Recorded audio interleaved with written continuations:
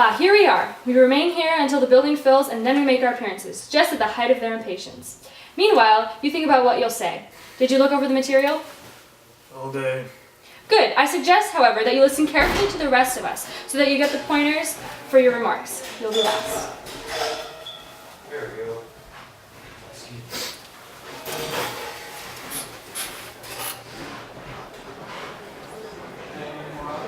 There's the whole base down at the bottom. Okay, brothers, that's our signal.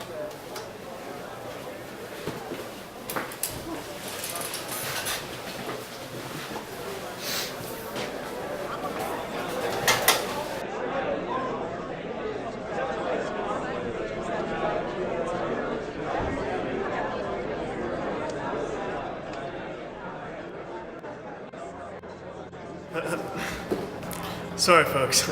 Up to now, they've kept me so far away from these shiny electric gadgets that I haven't learned the technique. And to tell you the truth, looks like might bite. Looks like the skull of a dead man. Just look at it. You think he died of dispossession? You see, all I needed was a chance. You granted it, and now it's up to me. You know, there are those who think we who gather here today are dumb. Tell me if I'm right. They call us the common people. But I've been trying to figure out what's so common about us. I think they're guilty of a gross misstatement of fact. We are the uncommon people. Yes, uncommon people. And I'll tell you why.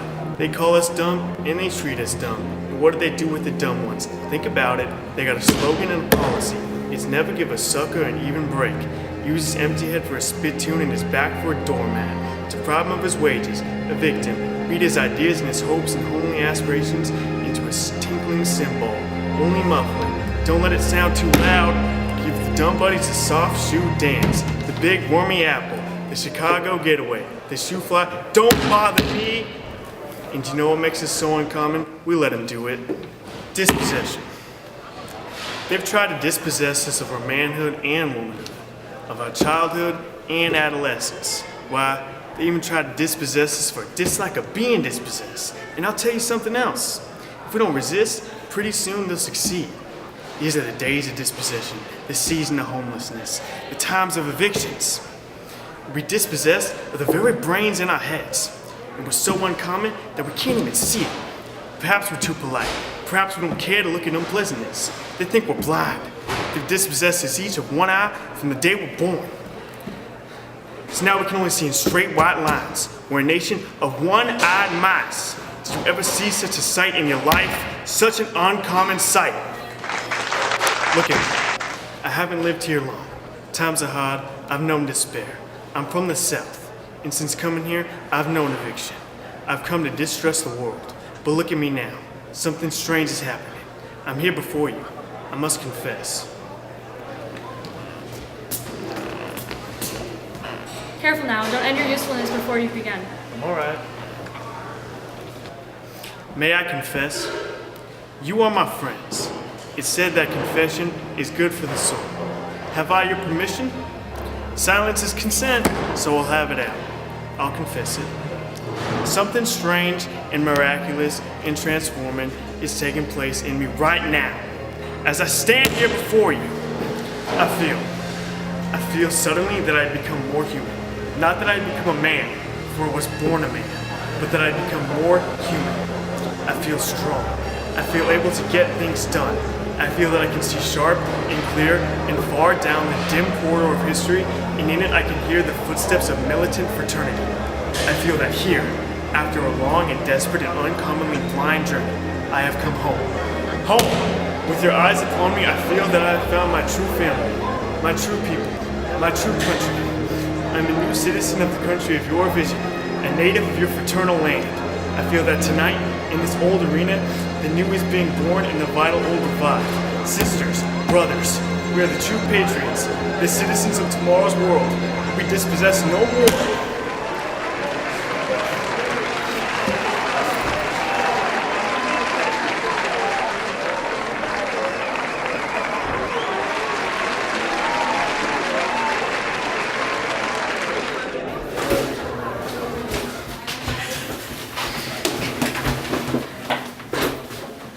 Things have really begun to move. All All that energy must be organized.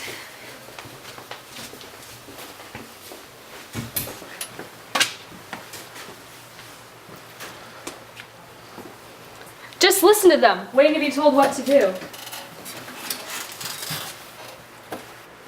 Well, what do you think? How's that for a starter? Well? It was a most unsatisfactory beginning. Unsatisfactory? And what alleged process of thought led you to that brilliant pronouncement? This is no time for cheap sarcasm, brother. Sarcasm? You made the sarcasm. This is a key moment in the struggle. Things have just begun to move, and suddenly you're unhappy. You're afraid of success? What's wrong? Isn't this what you've been working for? Again, ask yourself. You are the great leader. Look into your crystal ball. You, have you the courage to tell me what's going on here? Have we become a street gang? Did I do something wrong? The worst you could have done. Never mind. Just what is your problem, brother? Let's have it out right here. Just what is your complaint? In my opinion, this speech was wild, hysterical, politically incorrect, and dangerous. And worst of all, it was incorrect. A most brilliant operation, a consummate example of skilled theoretical Nijinsky's, leaping ahead of history. But come down, brothers. Come down or you'll land on your dialects. The stage of history hasn't built that far. The month after next, perhaps, but not yet. Ours is a scientific approach. Ours is a reasonable point of view, and such a speech as we've identified ourselves with tonight will destroy everything that has been said before. This audience is not thinking. It's yelling its head off. Sure, it's acting like a mob. And is this a mob for us or against us? How do our muscle-bound scientists answer that? Perhaps you're right. Perhaps it is a mob. But if it is, then it seems to be a mob that's simply boiling over to come along with us. And I shouldn't have to tell some theoreticians that science bases its judgments upon experiment. You're jumping to conclusions before the experiment has even begun. I can understand that it should make you timid because it's up to you to organize the energy. It's disgusting. Our new brother has succeeded by instinct, where for 2 years your science has failed, and now all you can give is destructive criticism. I beg to differ. Like the rest of us, the new brother must learn to speak scientifically.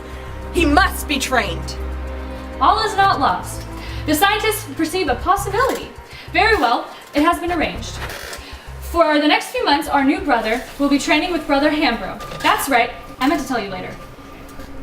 But that's a lot of time. How am I gonna live? Your salary will continue, but you must stay completely out of Harlem. Perhaps then we'll see if your brothers are as swift at organizing as you are at criticizing. It's your move, brothers. I think Brother Jack is correct. I don't think that we, of all people, should be afraid of the people's enthusiasm. We've got to guide it into channels where it will do the most good. Come, let's get out of here. If we keep our eyes on the real goal, our chances are better than ever before. And let's remember that science isn't a game of chess, although chess can be played scientifically. If we are here to organize the masses, we must first organize ourselves. Thanks to our new brother, things have changed. We mustn't fail to make a use of our opportunity. For now on, it's up to you. We shall see. And as for the new brother, a few talks with Brother Hammer wouldn't harm anyone.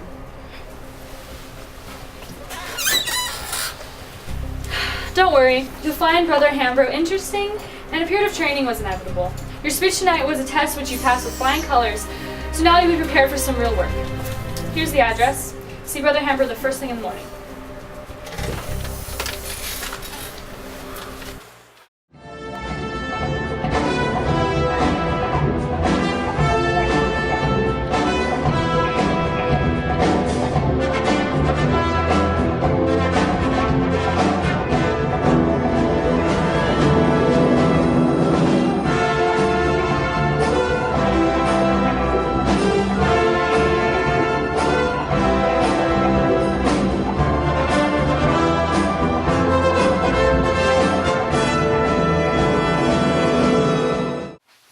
So how have you found your work with Brother Hambro? Oh, fine. You saw me a lot, but whether enough to satisfy the brothers at the arena speech, I don't know. So we converse scientifically, or? 2 bourbons for ya. Don't worry about the brothers. You'll do very well. Brother Hambro's reports on you have been excellent. Another drink? Thanks, I've had enough. Are you sure? Sure. Good. Now to your assignment. Tomorrow you are to become the chief spokesman of the Harlem District. What? Yes, the committee decided yesterday. But I had no idea.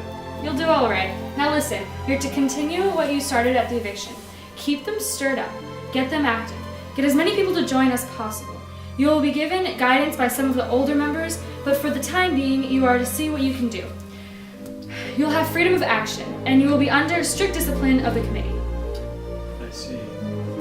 No, you don't quite see, but you will. It makes you answerable to the entire organization for what you do. Brothers, sisters, we must channel our anger into effective action. Yes! It's Rossig's order. Can you use your hands? Use my fists.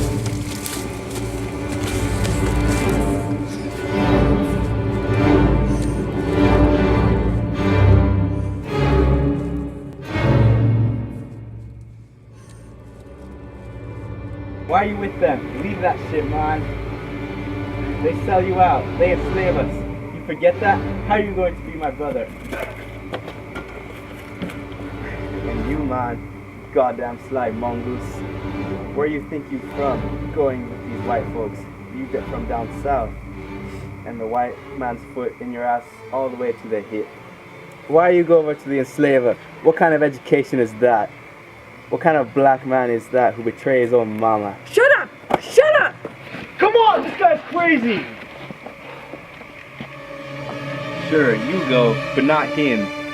You contaminated, but he a real black man. In Africa, this man be a chief, a black king. Look at him, man. Open your eyes. Wear your eyes. Wear your self-respect. Working for them damn people. I don't understand you. Am I ignorant? Answer me!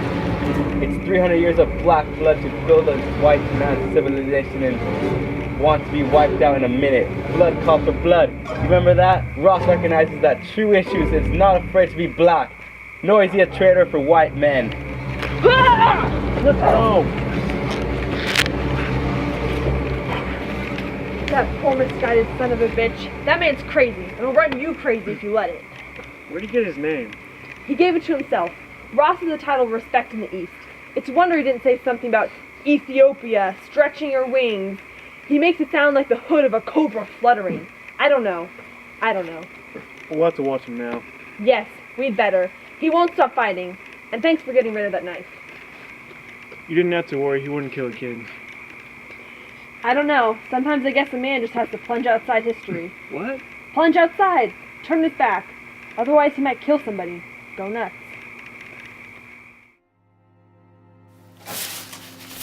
Morning, son. See, we're already on the job. Good morning, Brother Tart. So much too, I thought I'd get started early. You'll do all right, but I didn't come here to take up your time. I want to put something on your desk. Go right ahead. Son, you know who this is? Well, yes, it's Frederick Douglass. Yes, sir. That's just who it is. He was a great man. You just take a look at him once in a while. You have everything you need? Paper and stuff like that? Yes, I have, Brother Tart, and thanks for the portrait of Douglas. Don't thank me, son. He belongs to all of us.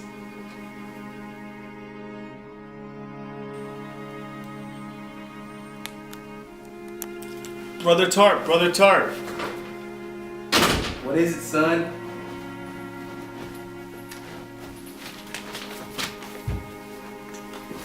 What's wrong? Where did this come from? Oh, this letter? Somebody must have just put it in the box late last night. Is this something that wasn't for you? No, but it isn't dated. I was wondering who would have sent this. Why are you staring at me?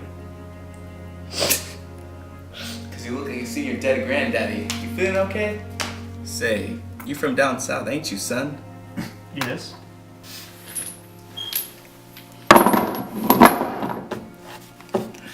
I can't really explain why I'm telling this to you, son, but you just remind me of myself when I come up north.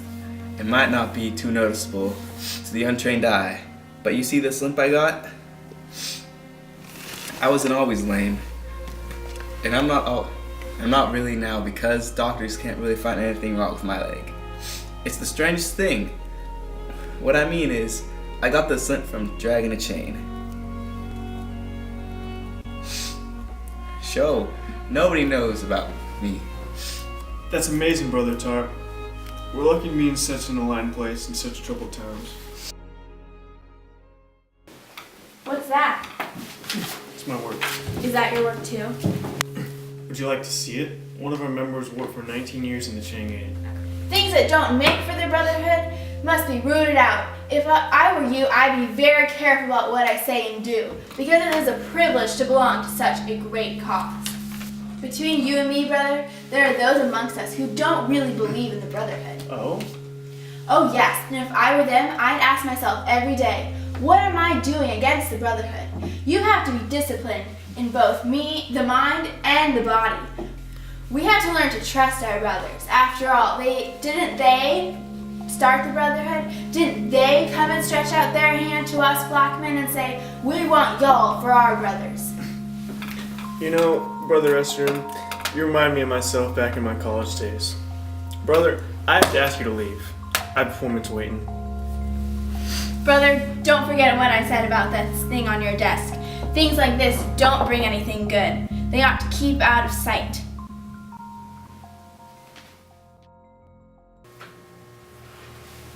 Sorry I'm late, brothers.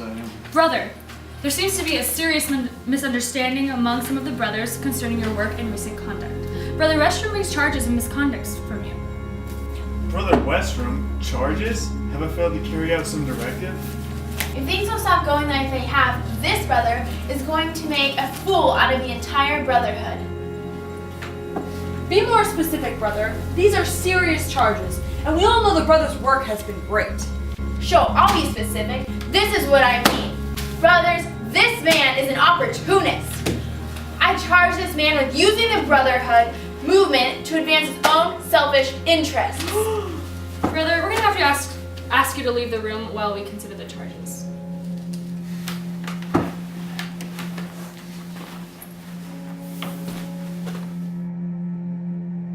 You can come back in, brother.